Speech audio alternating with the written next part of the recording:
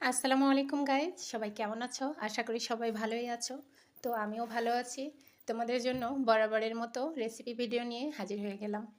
চিংড়ি মাছ আর কচুরলতি পছন্দ করে না এমন মানুষ খুব কম আছে। বেশিরভাগ মানুষ চিংড়ি মাছ আর এই দেশি কচুরলতি কিন্তু অনেক পছন্দ করে। আর তার সাথে যদি কাঁঠালের বীজ দিয়ে রান্না করো তাহলে কিন্তু সব থেকে বেশি ভালো লাগবে, কারণ কাঁঠালের বীজ আর চিংড়ি মাছ দুটোই কিন্তু মিষ্টি তরকারি। তরকারিতে দিলে তরকারিটা মিষ্টি মিষ্টি হয়ে যায়। তো দেখতে পাচ্ছ বন্ধুরা, আমি কিন্তু মোটা মোটা বেশ কিছু চিংড়ি মাছ দিয়ে দিয়েছি। একটু বেশি করে চিংড়ি মাছ দিব, ভাজা ভাজা চিংড়ি মাছ। খুব ভালো লাগবে এভাবে ভাজা ভাজা চিংড়ি মাছ দিয়ে কচুরলতি, তারপরে কাঁঠালের বীজ দিয়ে রান্না করলে। আমি বেশ কিছু পেঁয়াজ কুচি করে নিয়েছি আর সাথে পাতলা পাতলা করে কাঁঠালের বীজগুলো কুচি করে নিয়েছি। এই পর্যায়ে দিয়ে দিয়েছি বেশ কিছু রসুন হাফ থেতলো করে, আর সাথে দিয়ে দিয়েছি বেশ কিছু কাঁচামরিচ। আর রান্নাটা আমি খাঁটি সরিষার তেল দিয়েই করছি। এই পর্যায়ে নেড়ে চেড়ে কষিয়ে নিব বেশ কিছু সময়, সাথে দিয়ে দিব পরিমাণ মতো লবণ, হলুদের গুঁড়া। এরপরে কিন্তু আবারও নেড়ে চেড়ে বেশ কিছু সময় কষিয়ে নিব, তারপরে কিন্তু অল্প পরিমাণে পানি দিয়ে দিব। তো কচুরলতি আর চিংড়ি মাছ কে কে পছন্দ করো? কচুরলতি আর চিংড়ি মাছ আর কচুরলতি ইলিশ মাছ আমার খুবই পছন্দের দুটো তরকারি। তো দুটোর স্বাদ দুই রকম, কিন্তু দুটোই কিন্তু অনেক বেশি ভালো লাগে। তো দেখো, রান্না কিন্তু কষানো হয়ে গিয়েছে। এই পর্যায়ে কচুরলতি দিয়ে দিচ্ছি আর দিয়ে দিচ্ছি সরিষা বাটা, জিরা বাটা।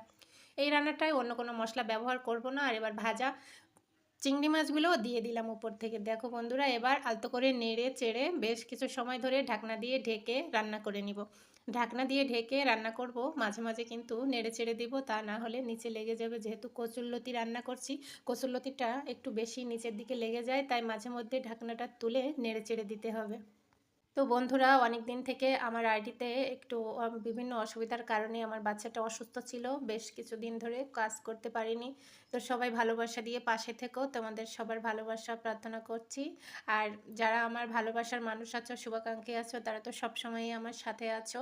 তো দেখো, রান্নাটা কিন্তু এভাবে নাড়তে চাড়তে আবার ঢাকনা দিয়ে ঢেকে দিব। এভাবে কিন্তু রান্নাটা হয়ে যাবে। যেহেতু কচুরলতিটা কিন্তু আমি ভাজা ভাজা করব, দেখো ভাজা ভাজা হয়ে গিয়েছে।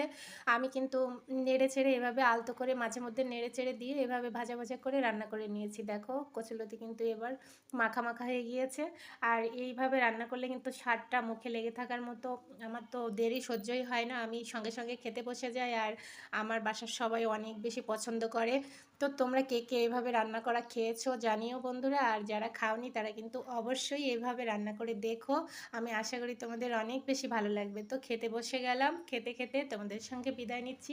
ভিডিওটি ভালো লাগলে অবশ্যই লাইক কমেন্ট শেয়ার করে পাশে থেকো। ধন্যবাদ সবাইকে।